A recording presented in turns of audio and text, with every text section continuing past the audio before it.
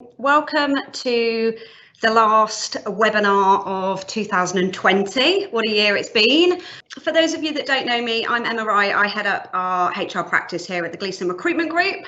Obviously, it's been a pretty challenging year, but we're nearly through it. And I've had some great conversations with my HR network this year, and it's really led on to this webinar really around engaging a remote workforce. So I've reached out to some industry specialists, and today we're just going to have a chat really about how we engage a remote workforce. I think going into next year, the world isn't going to be the same as how it has been in the past. And I think the days of working 5 days a week now in an office has gone. So today we're just going to talk about engaging that remote workforce, keeping the communication open, talking a bit about culture, a bit about well-being. We'll finish off at the end with a Q&A session. We have had a couple of questions already submitted to us, but guys, feel free to send questions throughout. We will answer them at the end. So any questions you've got, just send them throughout. We'll answer them at the end. If anybody wants to have a further conversation offline or with any of the HR team, with myself, or anybody else at Gleeson, please feel free to touch base.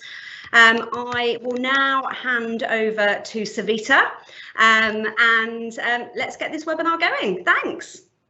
Good morning, everyone. So I'm Savita, and I'm the head of HR here at Aston Manor. Hopefully you can see my slides.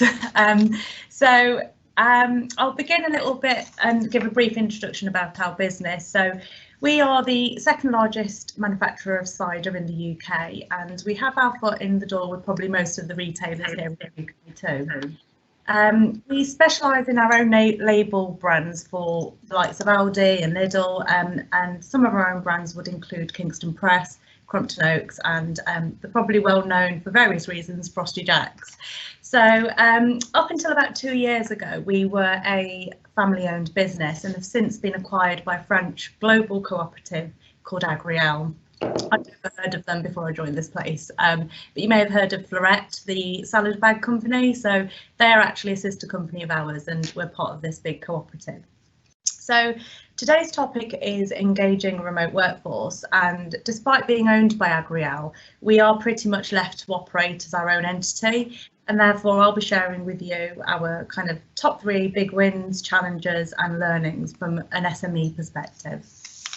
So I'll start with the top 3 challenges. I think so in terms of the top 3 challenges, there were many more than top 3, so I've tried to make them relevant to today's topic. And the first challenge on this slide really is from a personal perspective, I'd say. I'm sure many of you will resonate with this if you are working in HR, but we were all of a sudden expected to become experts, or I prefer the title COVID Queen, overnight, and we were really expected to have all the answers that our business needed straight away. And to put things into context for me, at the time that this pandemic kicked off, I had 0 team, so for various reasons, and then 2 of the members out of 3 actually joined literally 2 weeks before we went into lockdown. So whilst they were getting their head around kind of business as usual, HR systems, etc., I literally had to single-handedly lead the organisation and advise them with kind of all matters relating to people during this pandemic, and what that meant for us as a business operationally and how we conducted ourselves. So how did I make this happen?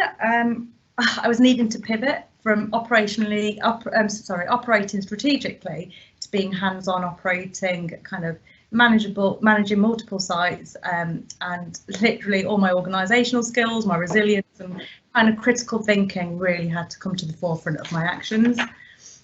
From an engagement perspective, although at the very early stages, kind of pre-national lockdown, not all of our colleagues were working from home, but I was very aware that many of them were feeling scared, worried and anxious, and a whole roller coaster of other emotions due to the unknown really. So it was imperative for the business to start engaging and keeping our colleagues informed with frequent and regular updates. This then moved us on to remote working as of the 23rd of March, which I'll never forget. It was my birthday. So we went into a national lockdown, and all of our workforce, with the exception of our factory and warehouse operations, were now having to work remotely. Now, if you remember, I said that not long ago we were a family-owned business, and so just because we have new owners, our culture and ways of working weren't about to change overnight. So I joined the business about a year and a half ago, and until then Aston Manor was very traditional. They did 9 to 5 hours with an hour's lunch break, and so really from an infrastructure kind of perspective, we didn't have that IT kind of setup and infrastructure you know, at the forefront of what we were doing. But it was a great testament to our IT department, who literally overnight made this happen with practically no disruption to the operations of our business. So I just want to maybe call out as well that we're probably one of the more fortunate businesses that have thrived during this pandemic. So our sales have rocketed, and in fact for 2020 for Aston Manor it's been a record year for sales. But although that's a slightly more positive story compared to what's been happening out there, with businesses closing and people unfortunately losing their jobs, it has brought along with it its own challenges. You know, our colleagues were now having to work from home, and you know, we were facing new balancing acts. So we had children, we were all kind of became teachers as well as working, and you know, it was a really, really tough time. And what would have been a normal routine, some of our colleagues were also facing carer responsibilities. You know, that normal routine was no longer normal, and everything was completely blown out the window. So they had all this going on, and they also had to, you know, adapt to this, coupled with an extremely busy workload, which we recognised as being very challenging. So how did we keep our colleagues engaged? The comms did not stop. So as well as the HR function needing to support the business with kind of business as usual type activity, which at this point now, you know, business as usual is actually the managing of self-isolation cases and all that kind of stuff was normal now. This, you can imagine, was quite crippling for us as an SME, particularly when all the cases were related to our shop floor colleagues, who we really relied on to get the product out the door. We kept our colleagues informed frequently, and as an exec we were having daily calls to ensure that business continuity was there and we weren't letting our customers down. But with our people coming first and foremost at the heart of any decision making. And I think for me the biggest shift here was the change in mindset from the top. Working from home, which was once upon a time a really big issue, was no longer even a topic of debate, and instead they had me advising them on reaching out and checking out with their leadership teams, and kind of instructing really their leadership teams to do the same with their teams. So we weren't saying check in and make sure they're doing their work. It was more around please make sure that you're checking in with them personally and making sure that, you know, they're okay themselves.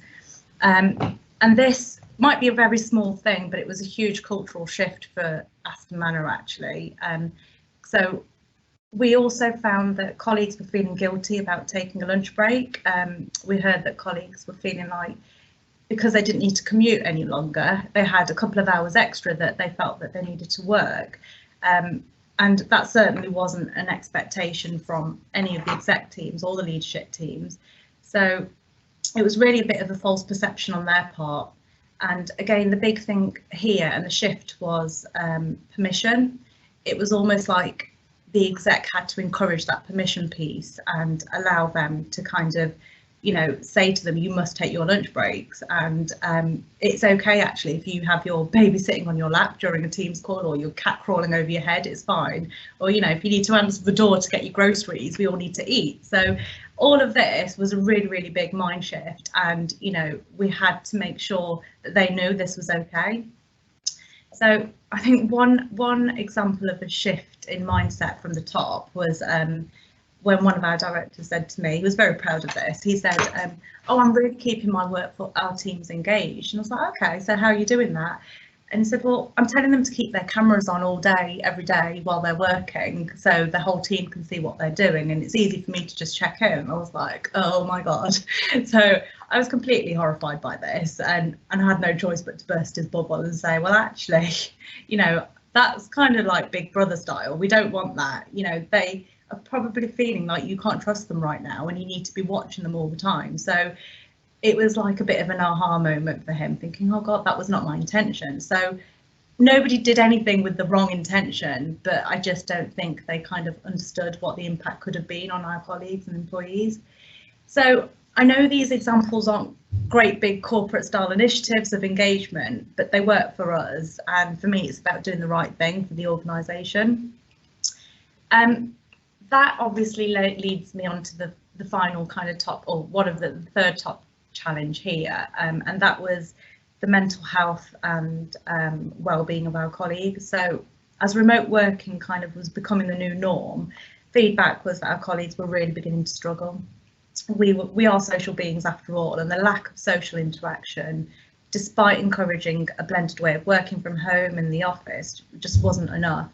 So we decided to conduct a wellbeing survey, asking just 6 key questions about how they were coping and what we as a business could do to support them. It was anonymous, with the caveat that HR could see the results, but we wouldn't share that feedback with the line manager. And for me, that was really important because, you know, God forbid we had some feedback that somebody was really, really struggling but had no idea who it was. So how could we help them? And actually, you know, people were very open with their responses. So just to put things into perspective, I think Aston Manor are doing something right, because one of the questions was, out of 5 stars, how would you rate, you know, how you're feeling and how the business is supporting you? And the average was 4.5. The engagement rate in the participation was about 88% as well. So, you know, clearly these small little things were helping the engagement piece with our colleagues. We also then put in welfare calls as an output from the survey. So where we recognised that people were struggling, there were one-to-one welfare calls put in with each of these people to really kind of see, and they were as simple as, make sure, you know, you need to take your break, or it was just somebody needing to speak to somebody and get things out in the open. We also dialed it up a notch on the permission piece. So one of the top 3 challenges faced by our colleagues identified through the survey was too much screen time and not getting away from that. So, you know, we were then saying, right, you have to get out and have a walk. You know, there was some healthy kind of photos being taken amongst teams just to kind of prove and evidence that they are getting out of the house. They are, we were telling our colleagues to book a week, a lunch, an hour for lunch, and just get away from your screen. And really, just that permission piece and knowing that it was okay to just go for a walk, go for a run during your break, during working hours, was actually okay.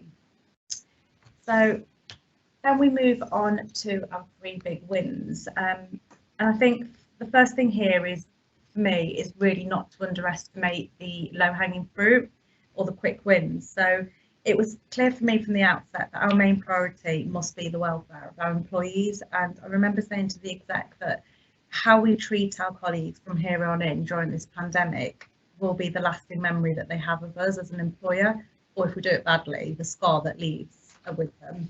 So the low-hanging fruit included rewarding our remote working colleagues for their relentless hard work. With we rewarded everybody. We gave them an extra bank holiday in August, so they had a long weekend, Friday to Monday, and, you know, I think at that point everybody needed a break, so it was kind of like, you must take this time out. I know we're talking about remote workers, but we also, because our sales were doing really, really well, our shop floor colleagues, we did recognise that actually, you know, they were facing different challenges. They didn't have that reassurance of being able to work from home, and they needed to come into work. So they were probably feeling different types of anxiety and stress. We actually gave all of our shop floor colleagues a bonus of £500 in recognition of their contribution to what we were doing. And I think for me, the really big win here was kind of the challenge to the exec and the ways that they thought. So the exec actually are here are really, really good. They never really had HR sitting on the board before, so they never had that kind of positive encouragement to do things differently and think out of the box. And it was very much, this is what we need to do to get our business out the door. So it's really great for me to see them thinking differently and just being really open and receptive to new ways of working. The The middle one that I've skipped over is that actually this was a huge achievement for us as a business. So sustaining business as usual and some. Amongst all this crazy busy working and increase in sales, we managed to grow as a business. So we invested in a new canning line, we secured some new business, and also we managed to nail our diversification strategy. So although cider will always be at the heart of what we do, we wanted to expand into the beverage space a little bit more, and we managed to land our first seltzers, hard seltzers into the business and into the wider retail space as well. So I think they are the real big, or the top 3 big wins challenges. And in terms of learnings, I think for me, what's for certain is nothing. Nothing is certain, especially during this pandemic right now. So for me, it's really important to get comfortable with the uncomfortable and treat the unknown as your close trusted ally. I think clarity and simplicity are the antidotes to complexity and uncertainty, and I think it can be overwhelming for many of us. So it's really important just to take a step back, take a look at the bigger picture, and then chunk it up and then chunk it back down into bite-sized doable tasks and actions that we need to get done. I think we've all learned as a business that we have to remain open-minded and do what's right for your organisation, no matter how big and small those gestures may be, really. So that's all from me. Thank you for listening, and I will hand you over to Anthea. Hi everybody, I'm Anthea Maris and I'm the talent lead from IBSTOCK, and my topic today is all about maintaining employee wellbeing during lockdown. So I'm going to tell you a little bit about our business, and then I will tell you what we've been trying to do to maintain employee wellbeing during lockdown. Right, so IBSTOCK is a leading manufacturer of clay and concrete products, and we manufacture for the housing, the rail and the infrastructure sector. We've been operating for about 200 years, and we're a mix of mergers and acquisitions. So our businesses tend to have struck up from there being a clay quarry and then a factories being built around a clay quarry, and we've got currently 38 different factories across the UK. We've got about 2,200 employees. Of those, about 1,200 of them are manufacturing operators and engineers. We're a FTSE 250 company, so we're subjected to all the requirements of a FTSE 250. But what I would say is that we are a very sort of traditional company. We operate in a sector that's not well known for being very progressive or innovative. We've got very, very traditional workforce, predominantly sort of male, white male workforce, but we do have a really family feel culture. Our people policies and processes are probably what I would call is a bit underdeveloped, and we are working really hard to modernise our business. We had a new CEO join in 2018, and he has started to lead a massive culture change process. And last year he appointed a brand new HR director, and that HR director since has appointed a brand new HR leadership team, including myself. So we're all really new, and we were just about to get going and launch a whole range of initiatives to improve the culture of our business and get some of our HR basics right when we went into lockdown. What I would say as a business is that health and safety is our absolute #1 priority, and looking after our colleagues is at the forefront of whatever we do. And it was particularly paramount during the coronavirus crisis. So Savita mentioned earlier that she remembers clearly the 23rd of March. Well, I remember clearly the 24th of March, the day after, because that's the day that we took the decision in our business to shut down our complete operation. So our business just fell off a cliff when we went into lockdown, and we made a very, very quick decision to shut all of our 40 sites. We furloughed 85% of our workforce, and the 15% of our workforce that were left in work were forced to work from home. And that was new for most people. So most of the challenges that Savita just mentioned about working from home were exactly the same in our business. we had to equip people very, very quickly with the IT. We had to help managers understand how to manage people working from home, and we had to equip people with some guidance around managing their working day. But what I really wanted to focus on today was more about what did we do to maintain the well-being of all of our colleagues, including those who were on furlough during the period of lockdown. So we very, very quickly recognised that we needed to do something to keep our people updated and connected with the business during lockdown. And most of our employees didn't have access to a company email address. So we very quickly in April launched a brand new intranet. We called it My IBSTOCK. There's a little screenshot of it on the screen here. And we dedicated this intranet to providing a way for employees who were at home to connect in with the business, to be kept up to date with business news, to share their own stories around lockdown and tips, and also to update them on the latest sort of coronavirus type guidance. So in 3 weeks, we managed to launch an intranet, and employees were able to log onto the intranet using their own personal email address. And what people used it for is they used it to share tips on how to keep their kids entertained, how to stay healthy. We encouraged them to share pictures of their kids' artwork. There's a picture in the middle of some kids' artwork. They also shared pictures of their furry friends. So we tried to encourage a bit of interaction and a bit of engagement from people who were stuck at home. And we also launched at the end of April a competition which we called the Building Blocks Challenge. And we asked employees and their families to design creations made out of blocks, anything blocky, so to put pictures on our intranet, and we chose a winner, and the winner won a weekend break at Legoland, which they just managed to complete before we've gone into the second lockdown. So that was another activity to try and engage people in a more social way while they were on lockdown. We also launched an employee assistance programme while we were on lockdown. Those of you who've got employee assistance programmes, you'll be aware that offers a whole range of advice and assistance to employees on a whole range of matters like physical and mental health, legal and financial issues, debt, bereavement.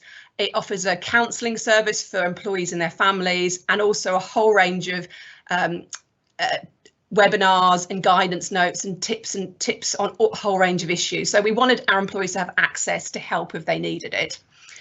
And on our My IBSTOCK intranet, we created a whole section on wellbeing. And here we put in guidance on how to work from home, healthy eating, physical exercise, sleep tips, and we encouraged employees to share their own tips as well in this section of the internet. We also provided some guidance on financial wellbeing. So we partnered with an organisation called Salary Finance, and they produced a guide about how to keep mentally and financially well during lockdown. So we shared this guide with our employees on our My IBSTOCK intranet as well, and it helped them with things like budgeting. And then in May, Mental Health Awareness Week in May, we commissioned Andy Cope, who's the Doctor of Happiness. He runs a company called The Art of Brilliance, to create 5 bite-sized videos for us on a range of topics to help people be their best version of themselves during lockdown. So we covered things like the importance of choosing your attitude, understanding your impact and the impact it has not only on your colleagues but on your family and your partners and yourself. And the importance of focusing on enjoying the now and not wishing too much into the future, but actually to get out and enjoy the fresh air and enjoy some of the benefits that lockdown brings in terms of spending more time with your family. So we launched a whole range of those videos during Mental Health Awareness Week. And then finally, during May, we launched our first ever Cycle to Work scheme. And those of you who've got Cycle to Work schemes will know that we were able to give people a 30% discount on buying a brand new bike, and they could spread the cost over 12 months. And we launched this about the time the government was just starting to encourage people back to work, but they were encouraging people not to use public transport. So the timing of this fitted in really, really well with the government encouraging employers to support people to travel to work in a different way.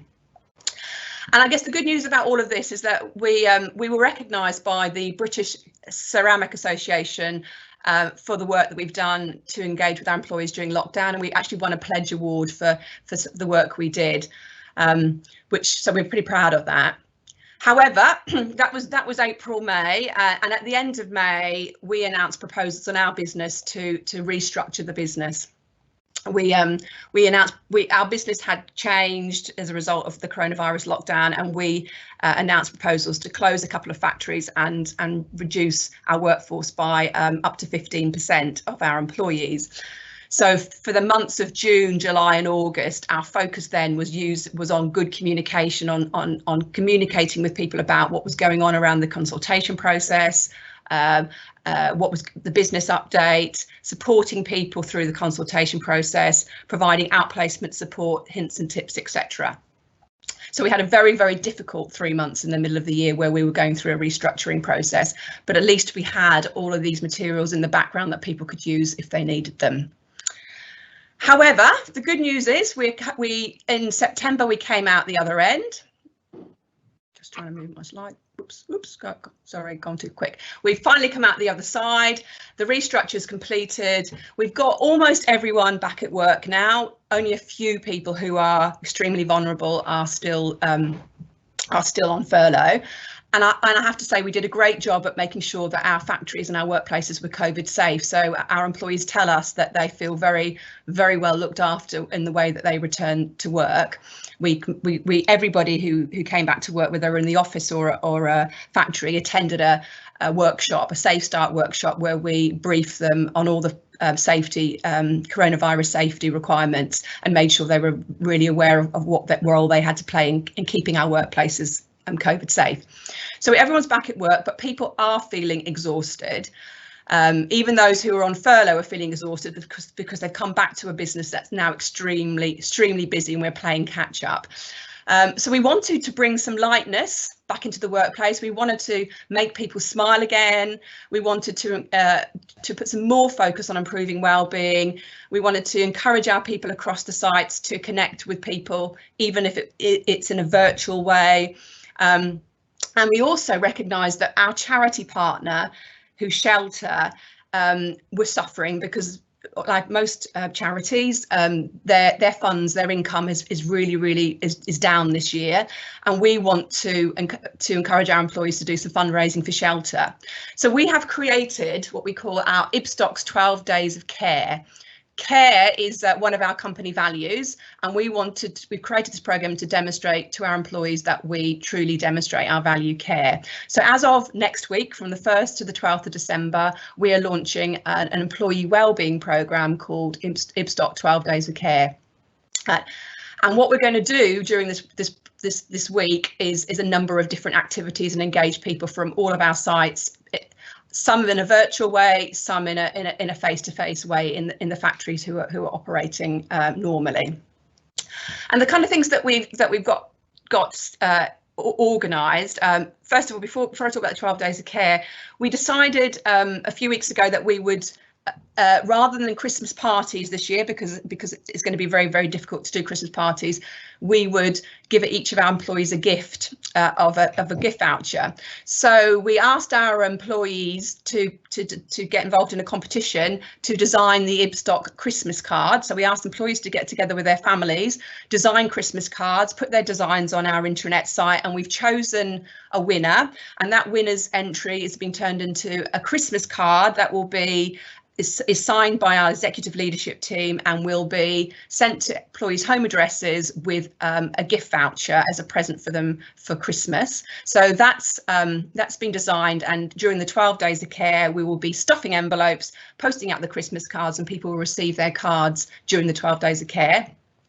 But also during the 12 Days of Care, we've arranged a series of webinars. So we've got Art of Brilliance back to run some live webinars, some on their sort of keynote speak around just how to be your best self and how to live in the present. But there's also going to be a couple of webinars on how to work from home more effectively. We've got yoga, we've got competitions. So we've got the traditional Christmas jumper competition. We've got silly things like hide the elf, the Brussels sprouts throwing challenge, decorate your desk. We've got our leadership team all dressing up in festive disguise, and we're creating a who's who competition, and we'll be donating money to anyone who has a go at guessing which of the disguises relates to which of the leaders. And also during this time, we're going to every day during the 12 days of care, we're going to issue both on my IBSTOCK and in an email format to go, or poster format to go out to factories, daily care tips. We've asked employees to write their own wellbeing blogs to talk about, share their own advice about things that work for them and in terms of improving their wellbeing, and post those on our intranet site. And we're also encouraging people to get out in those 12 days of care, get out in the daylight, go for a walk, have a break at lunchtime, get a bit of sunshine, because we know that's good for people. And we'll also be doing the traditional things like cake sales and team breakfast, and we're encouraging our people to show their initiative and participate in some of these group-wide activities, but also to create some activities on their sites, so to involve as many people as possible in doing something a bit fun to celebrate Christmas. So that's what we've done. When I look back over the last sort of 6 months, my learnings around this whole wellbeing thing is that we need to keep at it. We need to keep driving people to use our intranet. We need to keep encouraging people to go to it, because it's very easy for people, certainly who don't use it day to day in their jobs, to forget that we've got it. So we've got to keep driving people to the content there. And we also need to keep up that focus on wellbeing. So going into next year, our plan is to focus on having a wellbeing focus, and it to be probably little and often rather than a couple of big initiatives during the year. So we're planning a series of events and topics, and involve our employees in coming up with some of the ideas and sharing best practice. So that's it from me. I think it's time for me to hand over to Megan now. Perfect. Okay, thanks all. Firstly, a bit of an introduction to who I am. So my name is Megan Waterworth, and I'm the Internal Communications Manager for Mondelez International. You might say Monda who. You're probably better known as Cadbury or Oreo. We're the snacking manufacturer that make all these brands that you can see on screen here. And I've been in the company for about 6 years now, but more recently moved into this role. So started it at the start of the year. And what a time to move into internal communications when a pandemic hits. It was definitely a bit of a whirlwind roller coaster movement in terms of how we communicate, but it's been a fantastic learning experience, and hopefully I can share a little bit more in terms of what we've done and how we've engaged a remote workforce. So today I'm going to talk a bit through about the tools that we've utilised and making the most of those tools that you have, what we've done differently this year in light of the pandemic, how we kind of use our content. We talk about content is king and making the most of that content, keep an engagement with the workforce, and then what's next for us. So all businesses will have different tools, and we don't have all the tools that we might ideally want, but we do have a number of tools, and we try to utilise those as effectively as we can. And on screen here, you'll see the three kind of pillars that we've talked about and that we've used this year. And this comes down to our channel strategy when we talk about digital communications. So Yammer is our internal engagement platform. It's for collaboration and connection between colleagues. It's very much about colleague created content, so it's less corporate driven communications. It's more about encouraging employees to share communication, share what they're doing, share information that they've seen that might be useful. So for example, our field sales colleagues who are out on the road might share pictures of their displays in store and what they've seen. Then we might have our inclusion at Mondelez representatives sharing some great reading or articles that they have read, some inspiration on different inclusion activities. And then we also have things like our IT team who collaborate on problem solving. How do I set up a Teams meeting? And they'll use that platform to help people problem solve and answer questions. So that's been a really good platform. And actually, the pandemic has really helped us because it has almost forced people to move to that platform because they have needed that connection. They've needed to pull that information for themselves. And we've seen a real uptake in terms of engagement via that platform. And then The next platform, and Anthea talked about the intranet that IBSTOCK have just launched. We've had an intranet for a number of years now, and it is our main platform for need to know information. So everyone knows that the intranet is the place to go for anything that you might need in terms of a work tool, how to access your payslip, for example, but also any organisational announcements, any strategic updates, changes to our leadership team, changes to our focus as a business, and also critical updates. So, you know, as we hit the pandemic, we knew that we would need to provide employees with regular updates, and we are a global business, and with that comes additional complexity of how do you communicate from a global perspective and stay aligned from the global messaging, but also local first in terms of what those updates are for the employees and what that means for them. So straight away, we created a COVID hub or COVID microsite, which sits as part of the intranet, driving people to one place to get that source of truth, that regular information. And that hosts things like an FAQ document. It would host things like articles from our managing directors or our presidents with updates, but also, you know, tools on how to work effectively from home, a wellbeing guide, access to meditation sessions, and I'll talk a little bit more in that content in a moment. And then the other element is our employee connection point. So as a business for a long time, we have had things like town halls, or we call them huddles, which have, you know, normally happened on site in our offices, whereby our managing director and members of the leadership team would host these sessions in a large area, and all our colleagues would come together and hear the business updates. Now, obviously, that wasn't possible as we all moved to working from home, or the large majority of our workforce moved to work from home in March. But we were really keen that we needed to continue and establish some connection points for employees. So what we did is simply transferred them onto a virtual platform, and we've utilised Teams and also Skype for Business and Skype Broadcast to host these sessions in a virtual manner. It's been brilliant, actually. We've seen participation increase from about 150 people when we were on site to over 600-700 people. So we've really managed to reach a wider workforce. It means we only have to do things once, because before we were having to get the MD to travel around our main sites and repeat the same messages, whereas now we do it once and anyone can dial in regardless of their location. And we've actually been able to utilise the Q&A functionality a lot more. I think people have felt a bit safer, the fact that they can almost sit behind a laptop and ask questions and not have to say it out loud in front of 100 people. And therefore, that's really helped get that chat going, get that connection between colleagues, and that level of interactivity and engagement. And we've also we've got a peer-to-peer recognition platform called the Bravos, and we have utilised that in a way that we turned them into COVID special edition Bravos, which was to recognise people for going above and beyond during the pandemic.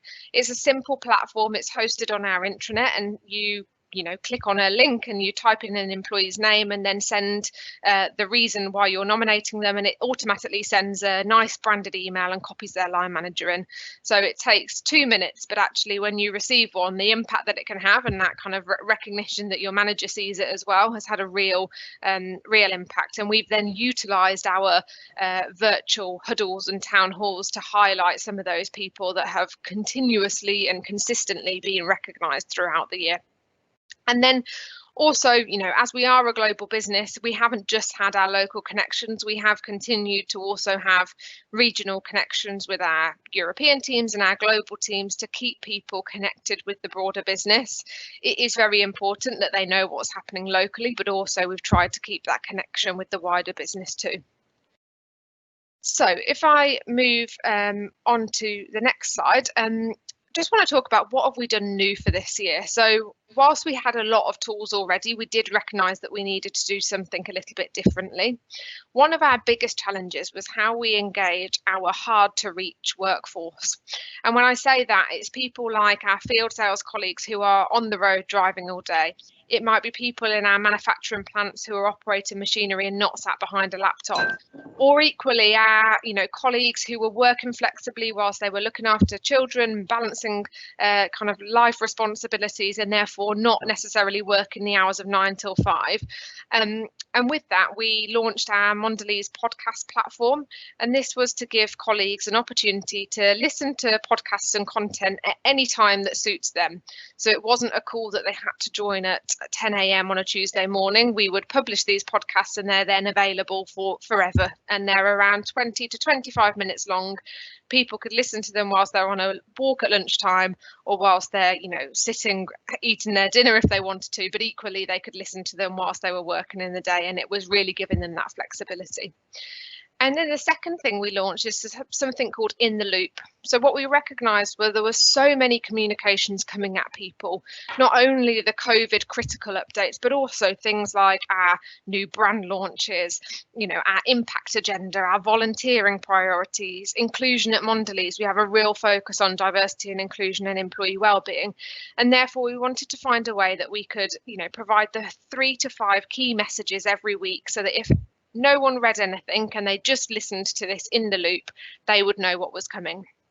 So what it is a short 90-second video which highlights the kind of 3 to 5 key messages, and we put it under those pillars. So under information, inclusion, our brands, our people, our strategy, and our impact agenda. And that's been really popular. We've utilised it through Yammer, but also on our plasma screens on site, and also sent it to our communication champions, who can then deliver it to their teams and functions.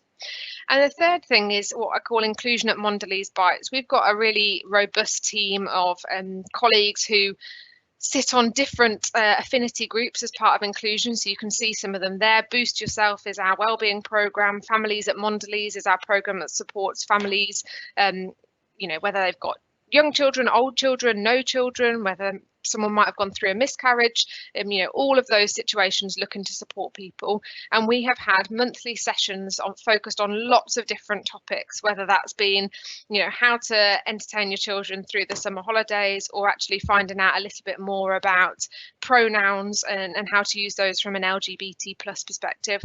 Those sessions have been great. I think people have used them as an education to learn more about diversity and inclusion. And as we've had a lot happen this year, if we think back to the George Floyd horrific incident back in June, inclusion has been a real focus for our business, but a real tie to employee engagement as well, because people care about it. And on content, we talk about content is king and queen, and you've got to make the most of it. So you can do all of the communications that you want to a workforce, but actually if the content isn't engaging and impactful, then people won't go to it. And what we've looked to do is make sure that we've always got something for people to do that's not necessarily focused around work. At Mondelez, we talk about me, us, and it. And it is very much the work stuff. Us is you and your team, and then me is about you. And a lot of this has been focused around those me and us areas. So we held a Stronger Together virtual festival. It was the first time we've done anything like it back in June. For those of you that might be familiar, we had Glyn Pennell, who's the Michelin star chef. He did a live cooking session. We also had Mr. Motivator back from the 80s, who did a fitness session, and it was just a great feel-good event to get colleagues totally engaged, switched off from work, and it was 3 hours where it was something for them. We've also had things like morning meditations. They happen every Monday, Wednesday and Friday. We've had our brand launches that we've continued to do just in a virtual environment where people can, interact on competitions and then win a, hamper, or it doesn't even need to be anything as grand as that. It could be something as simple as a bar or a box of chocolate or sweets. And then we've also had things like our Purpose Day on the 1st of October, which really brings people back to our purpose. It was focused this year around sustainability. It had a really great impact, because I think sustainability is one of those things that people have thought about a little bit more this year as well, and the impact that it has. And we used that day as an opportunity to, one, educate people on some really important topics, things like our Cocoa Life programme, also about recycling, what we're doing to make our brands more sustainable, but also to give them something back. So we did 2 live sessions, one with a sustainable chef, and again it was a live cooking session, and one about kind of how you can grow your own fruit and veg no matter what environment that you live in and what resources you have. So my one recommendation to you all listening is to think about your content, be courageous, be creative, take some risks. Some things won't work and others really will, but I think you soon get a feel for what colleagues want to hear. And then finally, to finish off, how do we keep engagement with our colleagues? So the volume of communication, I think, is key. What we've found is that when people aren't in an office and they're not seeing people, if you don't say anything, people will fill that void with their own, thoughts and their own assumptions. So we have tried to make sure that we have a regular drumbeat of communication. One of the challenges has been that everything's through a screen, and therefore, there's that saying of death by PowerPoint, but it is true, and therefore trying to keep that content quite engaging and different, utilising videos, utilising speakers, and just making it a bit exciting has been really critical. We've had obviously reduced human interaction, and therefore what we have done is made sure people are, our leaders especially, visible on video, being human. I think Savita said it earlier, whether they've got their cat or their dog barking in the background or their children playing, it doesn't matter. We're all human. We've all had our own challenges to deal with. We've needed to help employees prioritise with the volume of communication and then the day job to get done. Some people have said, I want to do all of this great stuff, but I've also got to do my day job. And therefore, it's almost giving that permission to, yes, this is all for you, though. We'll record all of the sessions. And therefore, if you can't make it live, then you can listen to it afterwards. And that's been really critical to make that give that flexibility. Content needs to be relevant. So, we're a global business and therefore it's challenging sometimes, and we always have to think local first to make it relevant for people, and also keeping that content interesting. So, that risk of repetition can be something that then turns people off completely and they stop interacting with it. So keeping it interesting has been key. And there needs to be something in it for the employee. So that's where we've tried to do those engagement activities like our festival, and we've got something similar coming up at the end of the year with our end of year extravaganza, which will be something very similar. And finally, keeping connected with what's happening in the external environment. That's been key, so that what we're saying internally also matches up with what people are hearing externally, especially on a COVID perspective. And finally, we've responded to feedback. So, when we've heard colleagues say, actually, this is too much, or I'd like more of this, we've tried to respond to that as much as possible. And we've got that feedback through things like pulse surveys, engagement surveys, and also our communication champions. So to wrap up, what's next for us? Every crisis comes an opportunity, and therefore we've taken the opportunity to review our internal communication strategy. We've done a SWOT analysis. We're just in the process of finalising that with key stakeholders for the business to make our plan for 2021. We absolutely want to maximise the benefits that we've seen this year through increased participation in virtual town halls, collaboration with colleagues, that Q&A, using really exciting but quite different content and doing some different things, not just doing the same old. But what we know we need to focus on is how do we capture those water cooler moments, those coffee corridor conversations. We're not quite established that yet. We also need to watch the volume of communication. So I think it's really easy to sometimes think I just need to keep doing communications and keep doing engagement, but then it becomes too much and people get that kind of fatigue of doing too much. And also just making sure we focus on getting the content right. I think we have absolutely done a good job this year in keeping people interested, but as we progress into 2021, and who knows what that looks like in terms of how long we carry on working remotely and when we get back to a new normal, we just need to make sure that we keep listening to our people and keep them interested. So I think that's it for me. Conscious of time and wanting to give a few minutes for Q&A, I'm going to hand back to Emma. Thank you to Savita and Anthea and Megan. That's amazing.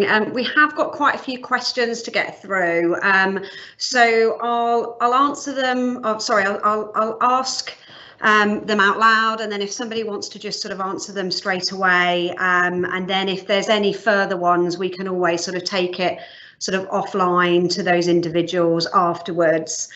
So the first one I have is, with a brand new team, how do you build those remote relationships when you're new into a business and you've got a brand new team? How do you do that remotely? Yeah, so I can go on. Do you want to go, Anthea? I was going to volunteer because I've got a brand new team member, so I can talk from experience about what we're doing. I actually think it's all about one of the things I learned about the remote working thing is that people are more connected than they've ever been before, and people are more easily able to meet with people all over the country. So we're a business where we've got 40 different sites. So what I've done is I've made, for the new team members, my recommendation is to arrange a lot of very, very short introduction meetings using Teams, and say to people, when you set this up, this isn't about talking about work, it's about talking about an introduction and about learning about the way things work in this organisation. So actually, from the experience I've got, that using the remote Teams facility actually enables people to very, very quickly meet a huge range of people and start to build relationships early. When you're travelling around, you can't see as many people. So use the technology is what I would say. Okay, fantastic. Thank you. So I've got a question here, a little bit around reward. I know we're not sort of reward specialists, so but I've got someone that's asked around best practice regarding reward for working remotely. So should companies be paying more or less or differently, and should they be compensating for people working from home, and should they recompensate for home office equipment, etc.? Do you want me to take that one again, or does somebody else want to take it? I'm happy. Yeah. So I think it depends on whether you're working from home is temporary or whether it's going to be permanent. So in our organisation, we see this working from home all the time to be a temporary thing, because we're a manufacturing organisation and we will get everyone back into the factories, and we will eventually want most of our people to be back in the offices, although I don't think we'll ever expect people to be back 100% of the time. So I can talk from experience. If we're not expecting people to work permanently from home, then I don't think you need to do any extra reward. And I haven't really thought about, would you need to do something different if people were 100%? That's not my area expertise. But I definitely think in our situation, we're not planning on doing anything extra or less reward wise for people working from home. And in terms of home office kit, we have allowed people to take their kit home from the office. So we've allowed them to take chairs and screens, etc. And we haven't got a policy about it, but we've said to people, if people need to buy extra kit in order for them to be working from home safely, then they need to talk to their manager, and we'll deal with it on an ad hoc basis. So I think we're trying to minimise buying loads of extra kit, because we do think most people will eventually go back to the office most of the time. But we certainly would if people need extra kit because it's a health and safety issue, they just haven't got the right equipment at home to work safely, then we would absolutely would find a way to get them extra kit. Yeah, we've done exactly the same as what Anthea said. I'm not a tax expert, and I won't pretend to be one, but I know that the government have launched a kind of tax exemption for those that have had to work from home. So it's not really a reward, but there is an opportunity for employees to kind of claim this if they've been forced to work from home because of the COVID situation. Fantastic, great. Megan, I think you were going to answer this one. So what specific tools are being provided to line managers across the businesses at all levels to really enable them to monitor and improve engagement and well-being of their remote teams? Yeah, no, absolutely. So from a Mondelez perspective, straight away we created a wellbeing and keeping connected guide. That was then sent out to line managers, and it's also available for employees. It's hosted on our intranet, but that has tips on working remotely, business connection opportunities like morning meditations, town halls. It's also got, the different digital tools that we've got and how people can use those, and our Boost Wellbeing program. It's got those resources. We've also got a dedicated resources library on how to engage your team for managers, and that's got engagement guides, how to be a resilient leader, how to build trust with your team remotely, powerful kind of check-in ideas and icebreakers for meetings, to that point of keeping people engaged and not just focusing on the it. a really nice bit around, and if you haven't watched it, there is a Brené Brown video on YouTube around the difference of empathy versus sympathy, and I think that has been really important during COVID, because actually that's, you know, everyone has dealt with it in different ways, and that's, you know, that difference between how you be empathetic rather than sympathetic is quite a difference as a manager. And then also we've done Smash the Stigma line manager training on mental health support, so we've seen a real focus on people's mental health, whether you're living alone, living with someone else, looking after children, trying to manage, you know, work and life. It's all really hard. So we have done some specific line manager training on how to recognise the signs remotely, and most importantly, how to have conversations and where to signpost team members to. And then we've also done things like engagement and pulse surveys to get feedback from team members. Thanks, Megan. That's great. So I've got a question here from somebody that's unfortunately working in a business that has been hit quite badly in COVID, and unfortunately can't then afford to give any financial rewards out to their fantastic team who have constantly remained committed. So are there any ideas around how to reward employees from a non-financial point of view? I think Megan touched on this from a peer recognition piece earlier in her presentation, but you know, we've done something slightly different but similar as well, in that, you know, we haven't got that as an SME, we've got financial constraints as well, but actually there's no reason why you can't have internal kind of recognition certificates. So we've kind of linked them to our values and behaviours, and actually they are people are nominated, and then you can give them a certificate, an internal certificate, which is then formally presented. Where sometimes it's possible to do that in person, you know, 2 meters apart with COVID measures in place, or sometimes virtually. But, you know, that's one way of kind of just saying, look, we really appreciate what you're doing. And again, it's not underestimating the small little thank yous. So that's worked for us. Yeah, and I think the only build I'd give is we did something with colleagues where it's not about giving a something, but giving time. So, you know, can you, you know, your gift is giving someone a coaching session, or giving someone a mentoring session, or actually, you know, promising that you're going to make someone a cup of tea when you are back in the office, or take them for lunch. So I think that's another way of just thinking about, rather than it being financial, think about time. Fantastic. Okay. So another question is around who should be responsible for setting the expectations in regards to communication. Should this sit with HR or with individual line managers? I think oh, sorry, go on, Anthea. Yeah, I was going to say, I think the responsibility sits with line managers, but helping them to understand the expectation, probably, I think they need help in understanding how important it is to communicate. So I think it was mentioned in some of your presentations that, you know, communication is the most important thing, and I think you can't over communicate. So I think it's our role to say that, but ultimately we have to empower the line managers to communicate with their people. Absolutely. So a question to Megan, your inclusion affinity groups sound great. So who actually runs these within the business? Yep, so it's a completely colleague driven initiative. So all of the different groups have a lead from the business. They sit in all different functions, and then there is a overall business sponsor, so a member of the leadership team who helps drive the direction, the strategic focus, kind of approvals. So it's colleague created driven affinity group, obviously with the support of myself from a communication perspective, from HR if they need anything on a policy perspective. Fantastic. So I've got time probably for a couple more questions. I don't know who wants to answer this, and I guess actually all three of you have got a manufacturing division as part of your business, but do you ever think we'll go back to a 5-day week back in an office again for those that are actually working in an office?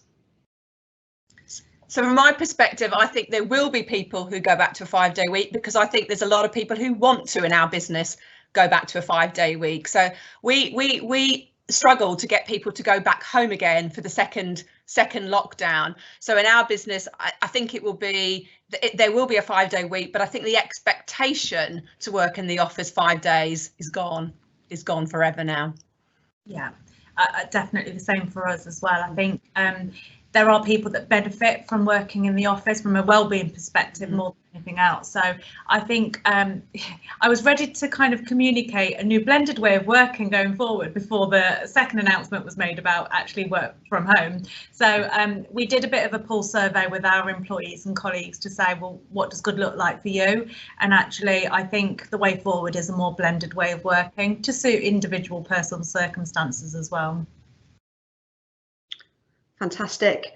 Megan, just going back to the podcasts, I think it's quite a popular thing. I can just imagine Tony Gleeson doing one for us at Gleeson. But what sort of subjects did you cover in the podcasts? Course.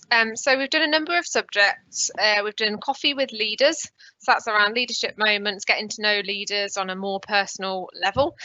We've also done wellbeing podcasts, so we've had external experts in, kind of, you know, Dr. Harper's done one on the menopause, for example. We've also done one on boosting your wellbeing whilst working remotely. We've done one on you know, working well whilst working shifts for our kind of manufacturing employees. And then we've done a number on inclusion topics, so things like Black History Month, we did a podcast. We also did one on Coming Out Month for LGBT+. And then finally, we've opened it up to colleagues. So if any of our colleagues have a passion about a topic, so one of our colleagues practices mindfulness, and she's done one on mindfulness, but equally, if there were any other topics, we're really open to that as well. Fantastic, great. I think we're probably at the end of our questions now, actually. So I just really wanted to thank all three of our speakers. So Savita, Anthea and Megan, thank you. Thanks for everybody for listening in today. We will be running more webinars moving forward. I think we'll probably still live in a virtual world for a little bit longer, although I can't wait to get back to those chats around the coffee machine again, and it's good coffee at Gleeson. So yeah, I can't wait to start seeing people again, and just wanted to thank everybody, and hopefully we'll be able to speak and see you all soon, and until then, take care and have a great few weeks left of this year, and touch base next year if we don't before. Thanks everybody.